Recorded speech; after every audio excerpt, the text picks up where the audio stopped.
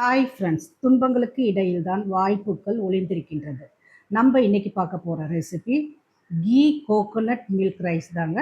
எப்படி பண்ணலான்னு பார்க்கலாம். இது ஒன்றும் இல்லைங்க, நெய்யோடு சேர்ந்து தேங்காய் பால் சாதம் தாங்க நம்ம எப்படி பண்ணுறதுன்னு பார்க்க போகிறோம். வாங்க ரெசிபி உள்ள போகலாம். ஸ்டவ் ஆன் பண்ணிக்கோங்க.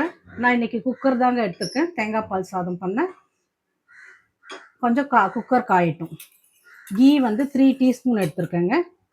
நான் ஒன்லி இன்னைக்கு கீயில் தான் பண்ண போகிறேன். ஆட் பண்ணிக்கலாம். நம்ம கீ பாதி ஆயில் பாதி கூட எடுத்து யூஸ் பண்ணலாங்க, அதுவும் நல்லா தான் இருக்கும். நான் இன்னைக்கு கீ தான் பண்ணுறேங்க. கீ தேங்காய் பால் சாதம் பண்ணுறதுனால கீ மட்டும் யூஸ் பண்ணியிருக்கேங்க. ஆட் பண்ணியாச்சு. கீ காஞ்சதும்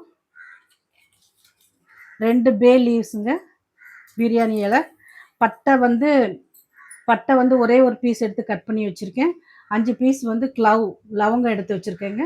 ஸ்டார் அண்டஸ் 1 கட் பண்ணி வச்சுருக்கேன். அதையும் ஆட் பண்ணிக்கலாம். மிக்ஸ் பண்ணிக்கோங்க. நல்லா காஞ்சிருச்சுங்க. இப்போ ஆனியன் வந்து பிக் நம்பருங்க, நல்ல பெரிய ஆனியன், பெரிய சைஸில் 2 ஆனியன் வந்து நீட்டமாக கட் பண்ணி வச்சுருக்கேன். அதையும் ஆட் பண்ணிக்கலாம்.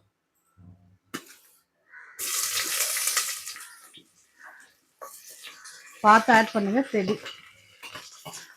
ஆயில் நல்லா காஞ்சிருச்சு, தெரிக்குதுங்க. கேர்ஃபுல்லாக ஹேண்டில் பண்ணிக்கோங்க. ஆட் பண்ணி மிக்ஸ் பண்ணி விட்டுக்கலாம். இப்போ ஸ்டவ்வை கொஞ்சம் சிம்மில் வச்சுக்கோங்க. எனக்கு கீ நல்லா காஞ்சிருச்சு. நான் ஸ்டவ்வை கொஞ்சம் சிம்மில் வச்சு தான் கிளறிட்டுருக்கேன். இப்போ நல்லா மிக்ஸ் பண்ணிக்கோங்க. ஒரு 5 நிமிஷம் நல்லா ஆனியனை வதக்கிக்கலாம். இப்போ வந்து 6 பச்சை மிளகாய் எடுத்து வச்சுருக்கேங்க, க்ரீன் சில்லி 6. இந்த ஸ்டேஜில் அதையும் ஆட் பண்ணிக்கலாம். பச்சை மிளகாவும் ஆட் பண்ணிட்டேங்க. ஆட் பண்ணி கிண்டிக்கலாங்க.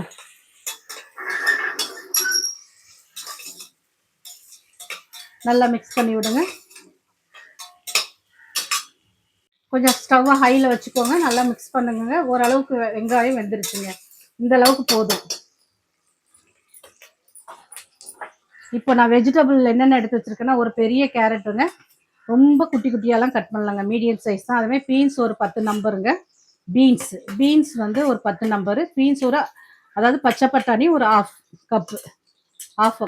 நீங்கள் உங்களுக்கு எவ்வளோ தேவையோ இன்னும் கொஞ்சம் காய் ஆட் பண்ணாலும் பரவாயில்ல, பட் இவ்வளோ ஆட் பண்ணால் போதுங்க.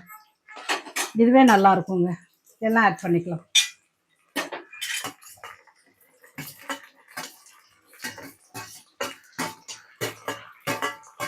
கேரட்டு, பீன்ஸு, பீஸ்லாம் ஆட் பண்ணியாச்சுங்க.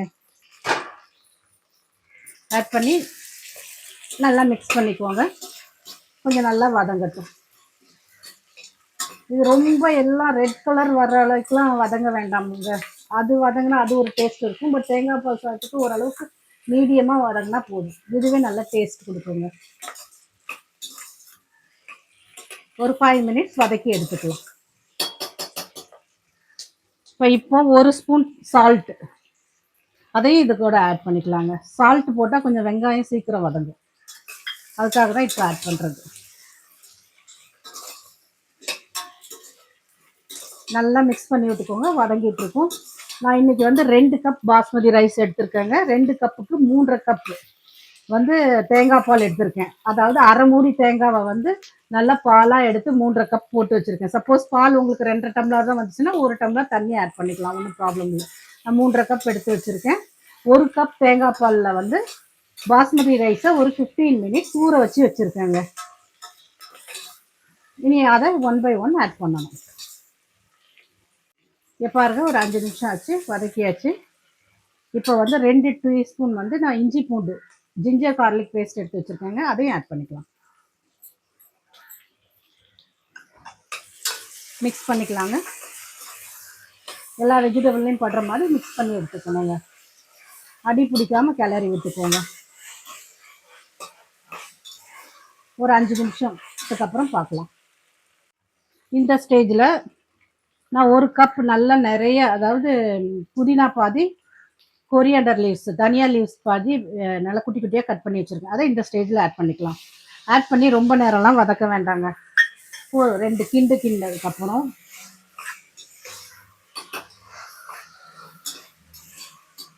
2 கப் ரைஸுங்க.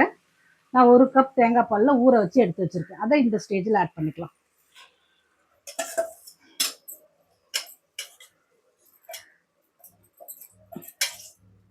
ஆட் பண்ணியாச்சுங்க. இதை நல்லா கொஞ்சம் மிக்ஸ் பண்ணிக்கலாம் இந்த கீலே. இப்போ ஸ்டவ்வை நல்லா ஹையில் வச்சுக்கோங்க.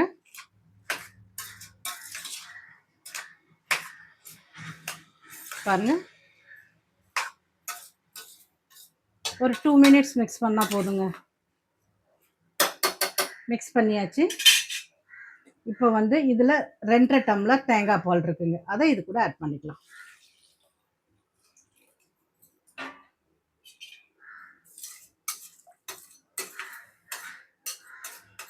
தேங்காய் பால் ஆட் பண்ணியாச்சுங்க. ஒரு கொதி வரட்டும். நல்லா அடியில் எதுவும் பிடிக்காத அளவுக்கு நல்லா கிண்டி விட்டுக்கோங்க. இப்போ வந்து உப்பெல்லாம் இருக்கான்னு டேஸ்ட் பண்ணிக்கோங்க. உங்களுக்கு கம்மியாக இருக்கிற மாதிரி இருந்துச்சுன்னா கொஞ்சம் ஆட் பண்ணிக்கோங்க. இப்போ இதுக்கு எனக்கு கரெக்டாக தாங்க இருக்குது, போதும். ஒரு கொதி வந்ததும் நம்ம மூடி வச்சுட்டு ஒரு 2 விசில் வச்சு ஆஃப் பண்ண வேண்டியதுதாங்க.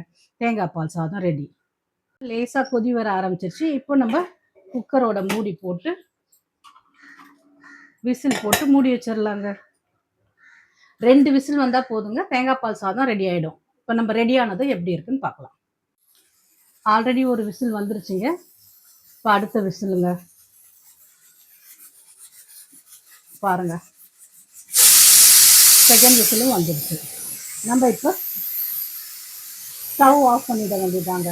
ஆஃப் பண்ணிவிட்டு ஒரு 10 மினிட்ஸ்க்கு அப்புறம் பார்க்கலாம். போயிடுச்சுங்க, ஓப்பன் பண்ணி பார்க்கலாம். வாவ், செம்ம வாசனைங்க. நல்லா மணக்க மணக்க ரெடி ஆகிருக்குங்க. தேங்காய் பால்லாம் ஊற்றினோன்னா அந்த ஸ்மெல் அப்படியே நல்லா இருக்கு. பாருங்க, கொலையில் கரெக்டாக வந்திருக்குங்க. நம்ம ஊற்றின தண்ணிக்கு அடியும் பிடிக்கல பாருங்க. வா, சூப்பராக வந்திருக்குங்க. நீங்களும் இதே மாதிரி இதே ஸ்டைலில் ட்ரை பண்ணி பாருங்க. என் ஸ்டைலில் ரொம்ப நல்லா டேஸ்டியாக வந்திருக்குங்க. பாருங்க. இந்த வீடியோ உங்களுக்கு பிடிச்சா லைக் பண்ணுங்க, ஷேர் பண்ணுங்க, சப்ஸ்கிரைப் பண்ணுங்க. தேங்க்யூ ஃபார் வாட்சிங். I hope you have a nice day. சுட சுட ரெடிங்க, சூப்பராக இருக்குங்க. நீங்களும் கண்டிப்பாக ட்ரை பண்ணி எப்படி இருக்குன்னு கமெண்ட்ல சொல்லுங்க. தேங்க்யூ.